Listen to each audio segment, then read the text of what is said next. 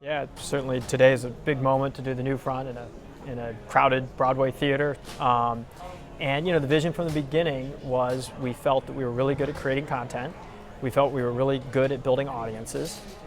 We felt that if you can create good content, you can build big brands. And if you build big brands in a new world where content and viewership collides with the traditional media world, which is very static and it's appointment viewing, which was going away, we felt there was an opportunity to be really the dominant programmer and brand builder for young people. And so going back to our old days when we would create shows for television, the world changed. And now we're creating huge programming, building big audiences, and ultimately that's what consumers want. And if consumers want that, advertisements will follow. And that was our big vision early on, and we've stuck to it. And we're going to continue to build programming because the audiences are there and the dollars are coming.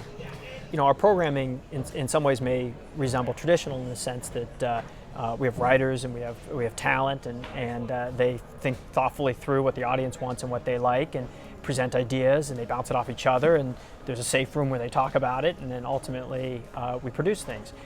Where it varies, I think, a little bit, which has always been, I would argue, almost a secret sauce of ours, which we stole from MTV in the early 80s, is what I think they called it, so again, we stole it, is a fast fail model, where we say that no idea is bad. The bar to succeed is very high, but the bar to test things is very low. So you can test things pretty easily and cost effectively with digital. And we have such big audiences, they'll tell us quickly if something's a good idea or not. So we're able to test a lot, and we brag about at an event like this, all of our big hits, and our commitment to programming, but some don't work. And when they don't work, we can move on, but we can test a lot. And an advertiser gets the benefit of coming along with us because we will always get big audiences. Our brands are that large. Collectively, I think between all of our brands, we have over 100 million social followers. Well, that 100 million social followers tell people about the new exciting things that are going on.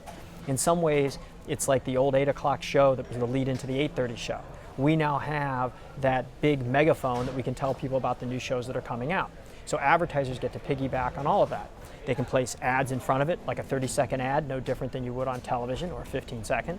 You can do an integration into the show, which would be very, very custom, or in between, which is more like a sponsorship or what we call badge, where you can just have a show brought to you by. So advertisers have a lot of different ways, and it really depends on what their commitment level is, meaning what their spend level is, or how deep they want to go with a particular piece of content that we've got. We're a content creation company, which means that we really are platform and screen agnostic, and that means our own distribution. We do not promote Smosh.com any more than we promote a YouTube platform we're on, or Facebook, or Go90, or any other platform that we're partnered with, Watchable. We are neutral, and we want to make sure that the distribution partner is able to build big audiences. So when we partner with them and we give them our content, we need to make sure that we understand what their objectives are and we're able to promote it, because we can drive big audiences, and we want to make sure that our consumer has good experiences when they get there. So we look at it first from the consumer perspective, which is they want the content on their terms, when they want it, where they want it, and we need to make sure our content is available for them in those formats. Some people sometimes grouped us with the MCN model. It was never our model, as I guess I would say. We never represented third-party content providers. We owned our content always.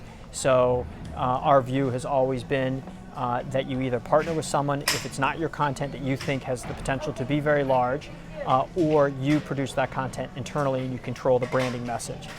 Just third-party repping other talent that posts things on YouTube, we just didn't feel it was the value add that we were providing for both our advertisers as well as our consumers, because frankly those people can just post things to YouTube and YouTube can sell the ads. So for us, the content that we have, Smosh and Clever and Screen Junkies and Omni and Girl and Teen and everything else that we do, that's content that we own, we produce, we can time the social message that goes out. We can have the talent itself, all the hundreds of talent that we have across all of those different brands can work specifically with our brand as well as our partners' brands. And in our view, it's better for both the advertiser and certainly it's better for the consumer.